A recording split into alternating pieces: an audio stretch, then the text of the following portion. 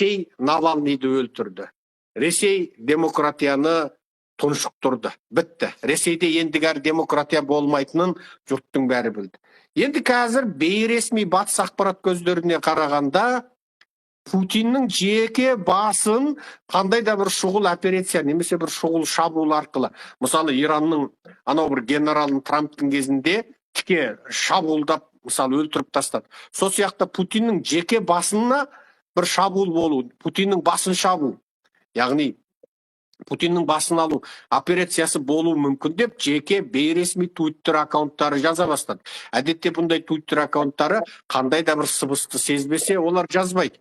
Ал Ресейде жалпы беттік Украинаның қарсы Ресейге тойтарма шабуылынан көп нәтиже шыққан жоқ. Батыс үміт еткен шабуылды Украина ұйымдастыра алмады. Қазір Украина Ресейдің шабуылының өзін тойтара алмай отыр. Неге? Снаряд жетпей жатыр. Америка 60 миллиард долларды Конгресте іліп қойды, бермей отыр. Еуропа шатқаяқ тұр. Франция әскер береміз деп еді, бүкіл Еуропа қарсы тұрды. Ойбай, орыстың айуын жаңа шамдандырып аламыз, енді Еуропаның жеріне соғыс кеңейетін болды деді. Бірақ Франция онысынан таймай тұр. Енді ары қарай Ресейде шын мәнінде Путиннің жеке басын қандай да бір әскери өзгеріс жасап, ішкі жағынан бір орда төңкеріс сияқты болып, Ресейде сонымен бір тыныш жағдайда мына соғысты аяқтататын мүмкіндік бар ма? Ондай мүмкін болу мүмкін ба? Мысалы, 1904 жылы Ресей-Жапония соғысты.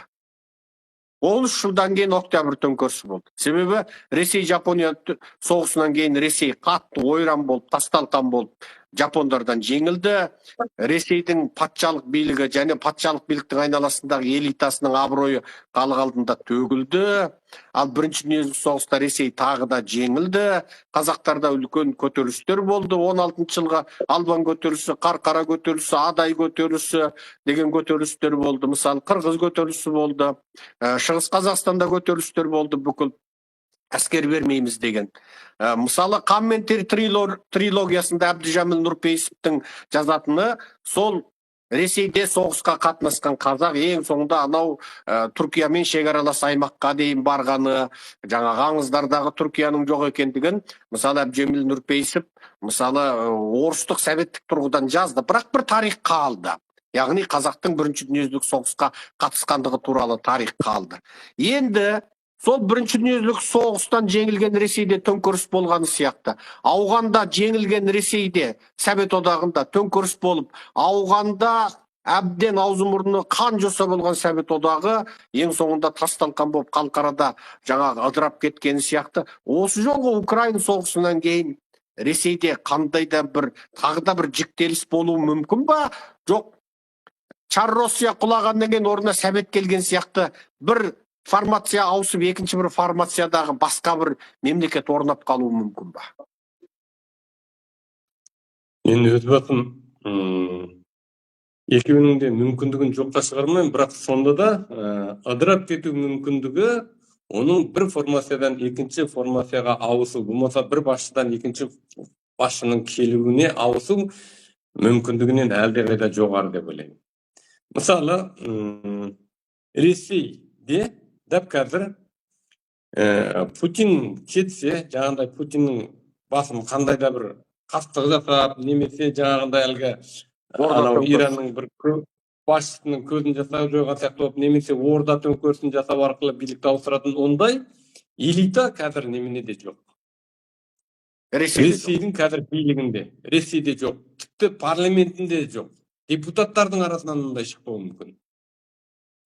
Ондай адамдар бірінші өздері бастап бірдеме істей алмайды, екінші халық бастаса да халық оларды қолдамайды.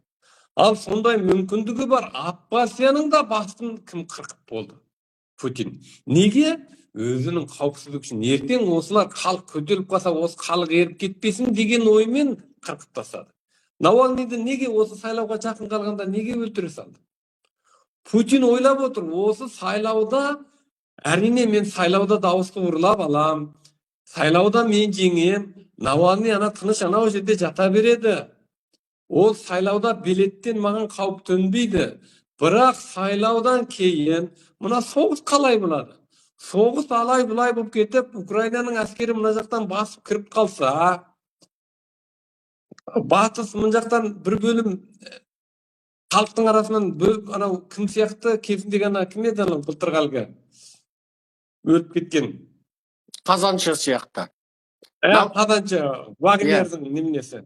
Сол сияқты біреу шығып қалса, сол кіммен қосылып қалса, Навалныймен, немесе Навалныйды құтқарып алып қалса, халық Навалныйдың артынан дүрлесіп кетіп, мені өлтіріп тастай ма деген оймен өлтіріп тастады. Мысалы, демек Ресей билігінде қазір, билігінде емес, жалпы Ресей элитасында халық мойындайтын адам қалмады деуге болады. Бірақ енді 80 миллион орыс бар ғой, таза орыс. 80 миллион орыстың бір қатыны, бір басшы туатын шығар енді. Бірақ олар деңгейге көтеріліп болғанша әлі де бар болу керек халықтың арасында. Туылған 30-ға 40-қа келген, тіпті 50-60-ның ішінде көсемдер бар болу керек. Бірақ ол елдің көзіне түсіп, ол халыққа танылып, осы Навалныйдың деңгейіне көтергенше жоқ дегенде 5-10 жыл уақыт өтіп кетеді.